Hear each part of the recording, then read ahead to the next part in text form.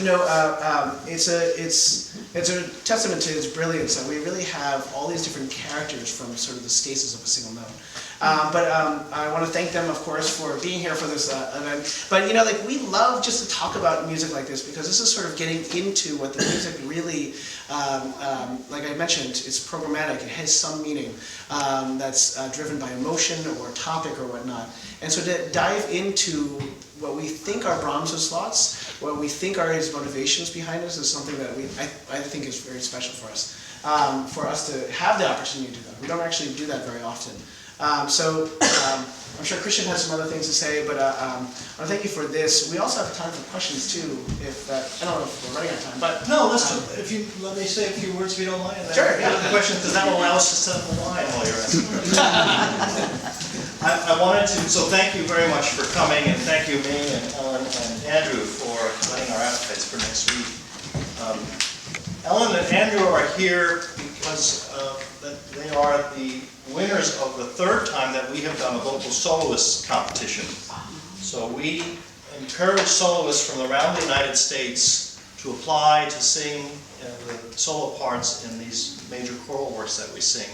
And this is an innovation of Ming's that, you know, these are, we make the competition for early career developing artists who, when you hear them, you say that that's developing, my goodness, that's already just wonderful, wonderful sound and musicianship that you bring us. But to establish a career as a vocal soloist is challenging for many reasons, not least of which soloists often have to pay their own way to an audition, pay for travel to concert series, and really invest themselves before they can be sure of a return. And Ming said, why don't we have a competition where the entry fee is minimal, the applications are online, it isn't who you know and who your teacher was, it's purely on the merit of your submission. And we are really proud of this program, and we've had just absolutely wonderful, wonderful singers arrive on our concert stage through it. So why do I mention this? One, so you understand the context from which Ellen and Andrew are here, but also we have begun to raise money so that we can continue to fund this competition. Now, this event is not primarily a fundraising event. We didn't invite you all here because we need you to open your wallets before you leave the door. But if you have been inspired, we are starting with a matching program. We would like to fund this vocal soloist program for years to come by encouraging people to sign up for recurring monthly donations like you may be used to from our local public radio station or other nonprofits that you support. And we have an anonymous donor who is going to match the first 10 people who join in support of this vocal soloist program with a monthly donation. We have a form in the back conveniently next to where the wine will be. If this is something that interests you, please fill it out. You may take it home and visit a website that has a little more information, or you may simply tick a box that says, please contact me and tell me more about this. If you'd like to support this, you could be one of the 10 people whose monies are doubled immediately as a result of this matching donor, and you'd be supporting these kinds of programs. Now, BCCO is an exercise in making music available to audiences without the hurdle of an admission ticket. It's available to singers without the obstacle of an audition. And it's a tremendous organization with 250 singers plus orchestra.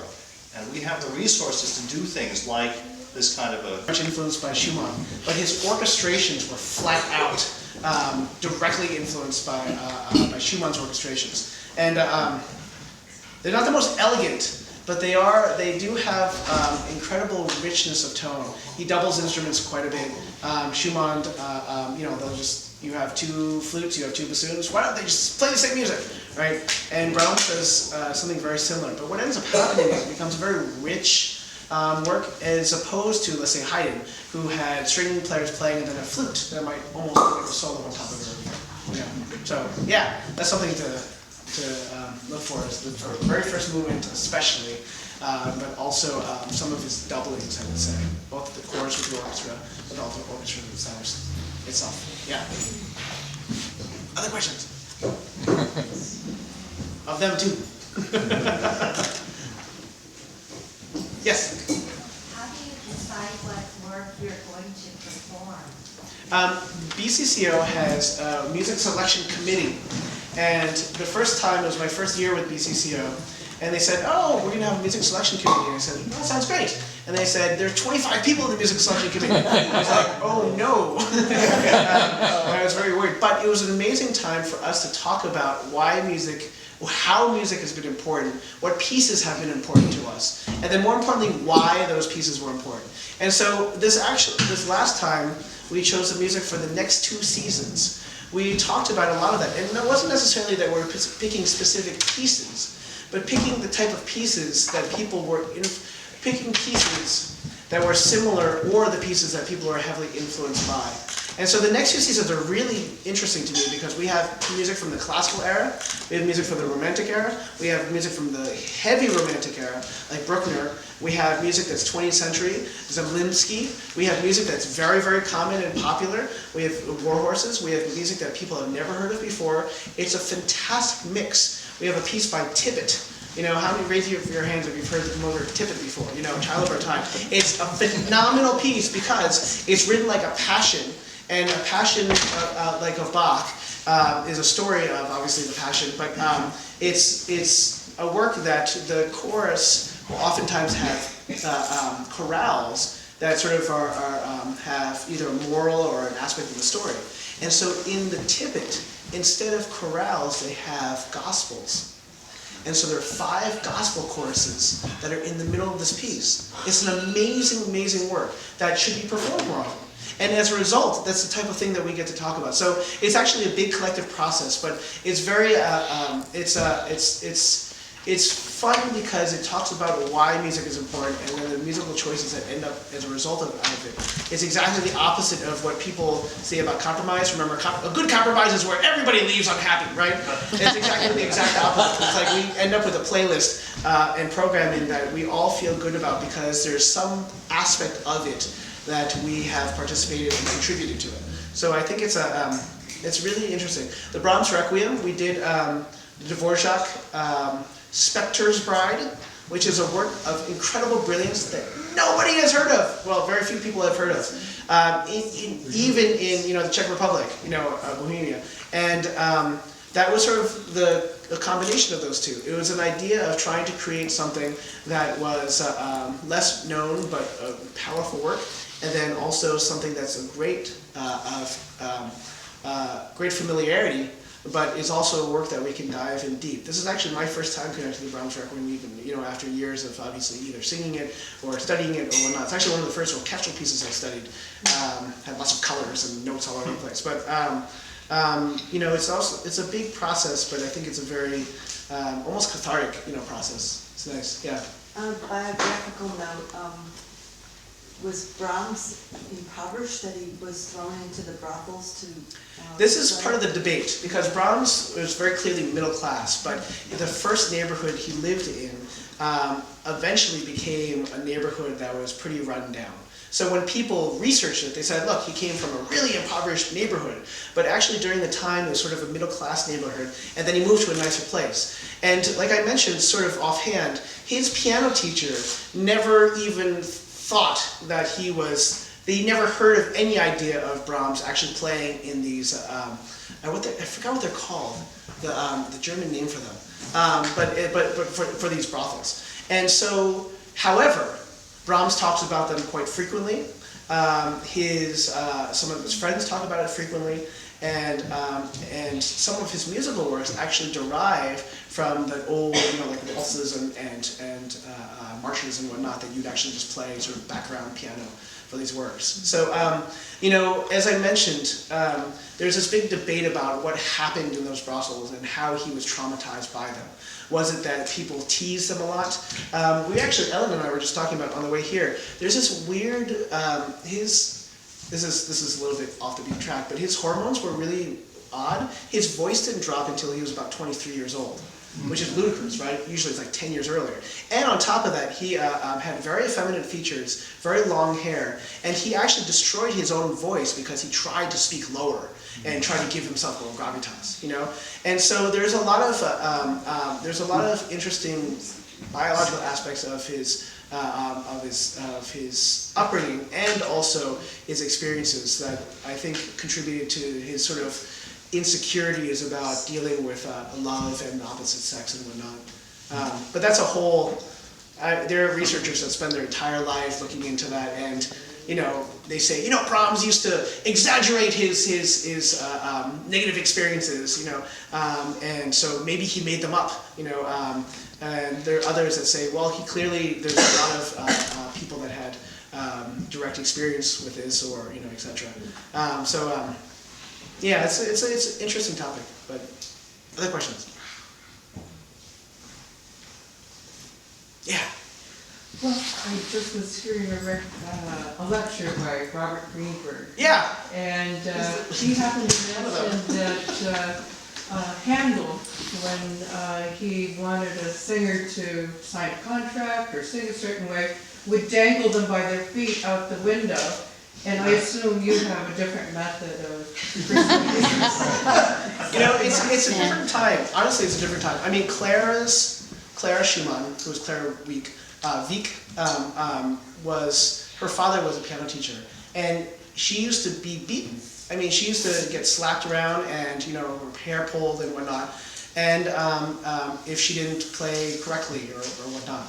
And, Bach was the same thing. I mean, he was beaten, and I remember he wanted to learn music so bad that in the middle of the night he used to go through with candlelight and copy down the music so he could hide it away and learn it in secret because he wasn't supposedly old enough. And when they found out, they also beat him, Even a generation ago, like Toscanini, I mean, there are famous tirades that are on tape of him berating the orchestra, and he's Italian, so it's all in Italian, but it's an American orchestra, NBC orchestra, so they, barely can understand the thing. They're just like, does he want us to play faster?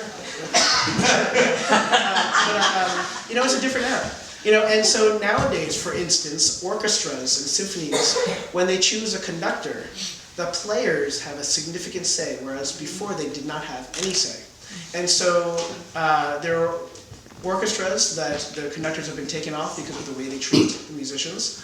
And it's a very different era now. I mean, my favorite Toscanini story of all time is that there was this gala with all these big opera stars, and he was the conductor, and he basically conducted the way he wanted to. And the opera singers were getting a little bit fed up with it because, they're also big stars too. And they said, one soprano said, Maestro Toscanini, there are other stars such as yourself for this event. Please take us into consideration.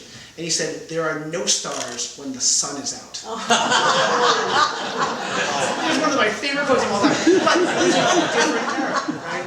And so with BCCO specifically, I think that we oftentimes spend too much time saying, this note is wrong, this note is out of tune, this vowel is it. But when you talk about the music content itself, the phrasing, the idea that Brahms is more about long legato singing, which is actually really, really hard to do. Vocalists spend their entire lives learning how to sing good legato, and it's very, very difficult.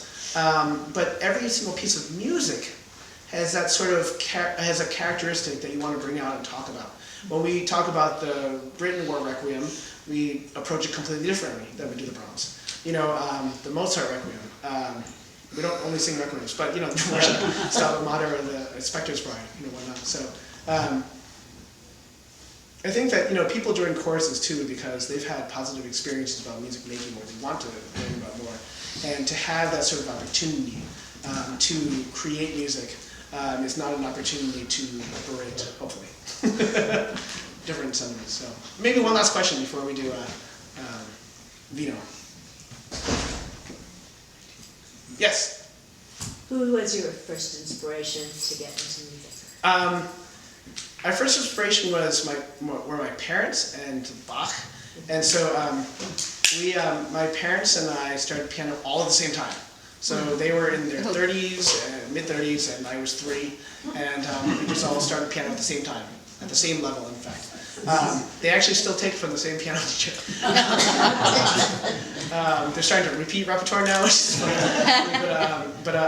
It's and then my father and I used to listen to Bach all the time in the car because that was a time where the electronic, what is it called, switched on Bach was really popular. And you know, you could hear the preludes and the fugues, and it was like, you know, electronic version. It was really interesting to me, which was really funny to end on going back to Brahms. Just like when Bach and Mozart, you know, like the next generation had the next sort of style, and it was, you know, the new style that was foreign and didn't make sense. The first time I listened to Brahms, I had no clue what was going on. I was like, how is this music? You know, because it was so much denser in terms of line. You know, Bach is what we call a mathematician's musician, right? It's the music is very vertical and horizontal at the same time. It's got melody, but it's got chord progressions and whatnot. It can be very thick and whatnot. But then Brahms has a sort of connection and richness and pull to it that's very, very different. And I just didn't understand at all. I mean, like, you hear these orchestrations and you're just like, well, it didn't make sense to me. But now, obviously, it's fantastic. And it's sort of a privilege to be able to perform pieces like the Brahms Requiem. So thank you again. Please come by and have a glass of wine or a drink. And obviously we're right here if you want to chat more. It would be great. And if you feel so inclined to support young soloist program, feel free as well. But thank you again.